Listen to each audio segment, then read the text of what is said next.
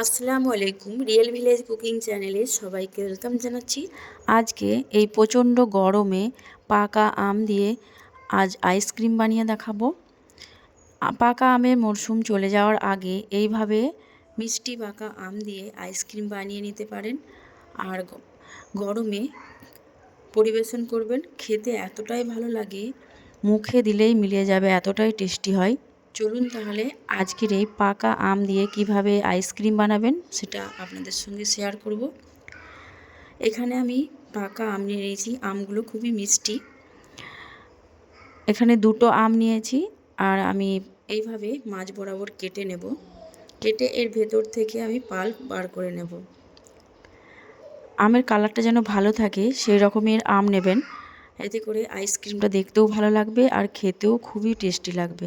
এইভাবে করে আমি ভেতর থেকে পাল্প বার করে নিচ্ছি। আপনারা চাইলে অন্যভাবেও বার করে নিতে পারেন। পুরো পাল্প আমি বার করে নেব।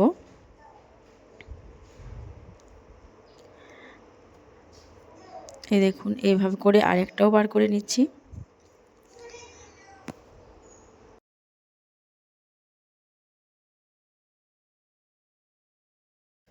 কিছুটা পরিমাণে এরকম ম্যাশ করে নিয়েছি আর এখানে কিছু কিউব করে কেটে নিয়েছি। এবার এখানে আমি দুধ নিয়ে নিচ্ছি। 1 লিটার পরিমাণ দুধ আছে আর এর মধ্যে আমি গুঁড়ো দুধ অ্যাড করব। এখানে নিয়ে নিয়েছি আমি গুঁড়ো দুধ, 3 টেবিল চামচের মতো গুঁড়ো দুধ এর মধ্যে মিক্স করে নিলাম।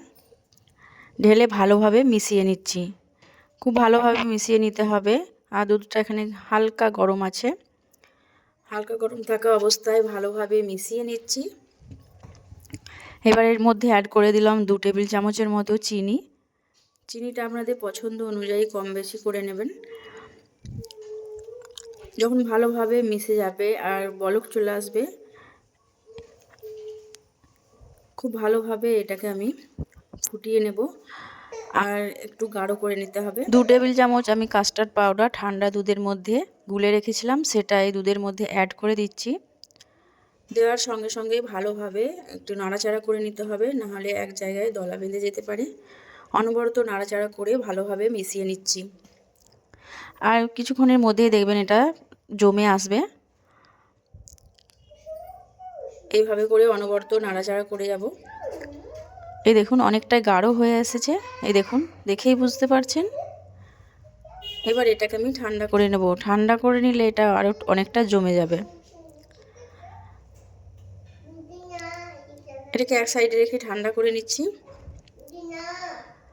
এই দেখুন কতটা জমেছে, দেখুন, আর কতটা গাঢ় হয়ে গেছে। আমি একটু চামচ দিয়ে ভালো করে নাড়াচাড়া করে নিলাম। আর যে আমটা আমি ম্যাশ করে রেখেছিলাম, কিছুটা পরিমাণ রেখে দেব, বা এইটুকু পরিমাণ দেব আর বাকিটা এইটুকু রেখে দিচ্ছি।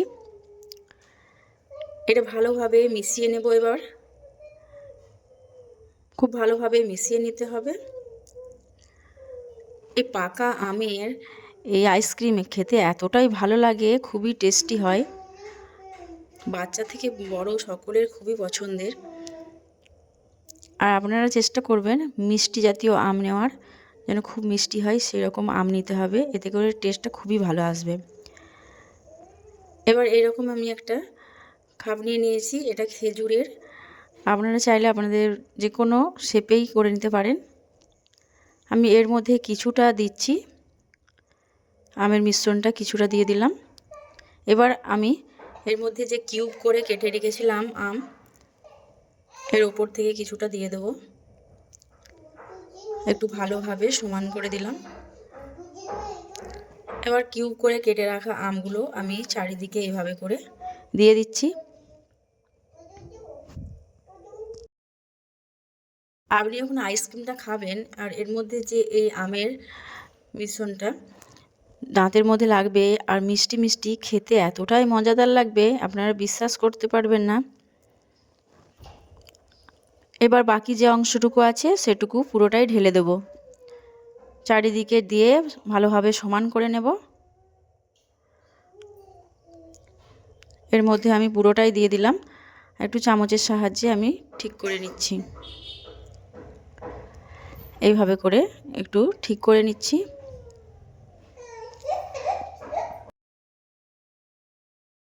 এবার আমি এর উপরে যে আমের পাল্প কিছুটা অংশ রেখে দিয়েছিলাম সেটা এর মধ্যে চামচে করে তুলে তুলে এভাবে মাঝ বরাবর দিয়ে দিচ্ছি। মাঝ বরাবর এভাবে দিয়ে একটা কাঠির সাহায্যে আমি একটু নাড়াচাড়া করে দেব, এতে করে দেখতে সুন্দর লাগবে। জাস্ট এটা ওপরে ডেকোরেশনের জন্য দেওয়া, আর খেতেও ভালো লাগবে। এইভাবে করে আমি দিয়ে দিলাম। এই যে একটা টুথপিকের সাহায্যে এইভাবে আমি একটু এলোমেলো করে দিচ্ছি, জিগজ্যাগ করে দিচ্ছি। এইভাবে করে দেখতেও সুন্দর লাগবে। ভালোভাবে এইভাবে একটু সেট করে নিয়ে আমি এটাকে 8 ঘন্টার জন্য ডিপ ফ্রিজে রেখে দেব। এইভাবে করে আমি রেখে দেব ঢাকনা লাগিয়ে।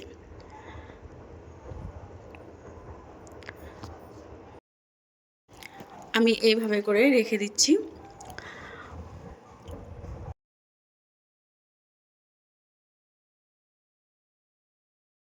আমি ফ্রিজ থেকে বার করে নিয়েছি।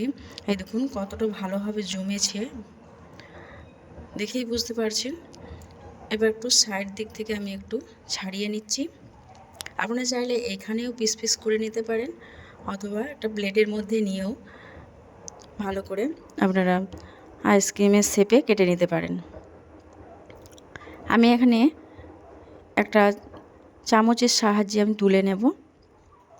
এই দেখুন কতটা সুন্দর হয়েছে, দেখেই বুঝতে পারছেন কত ভালোভাবে বসেছে। এই দেখুন যেমন কালার তেমনি খেতেও কিন্তু অসাধারণ টেস্টি হয়। এই ম্যাঙ্গো আইসক্রিমগুলো বাড়িতে সহজেই গরমের দিনে বানিয়ে খেতে পারবেন। বাচ্চারা তো খুবই পছন্দ করবে। বাজার থেকে রং মেশানো এই আইসক্রিম না খেয়ে বাড়িতেই সহজেই বানিয়ে নিতে পারেন। এই দেখুন কতটা সুন্দর হয়েছে দেখুন। এইভাবে করে আপনারা অবশ্যই একবার ট্রাই করে দেখবেন, খেতে খুবই ভালো লাগবে। আমার চ্যানেলে যদি নতুন হয়ে থাকেন চ্যানেলটা সাবস্ক্রাইব করবেন এবং কেমন হলো কমেন্টে অবশ্যই জানাতে ভুলবেন না। কথা না বাড়িয়ে আজকের এই রেসিপি এখানেই শেষ করছি।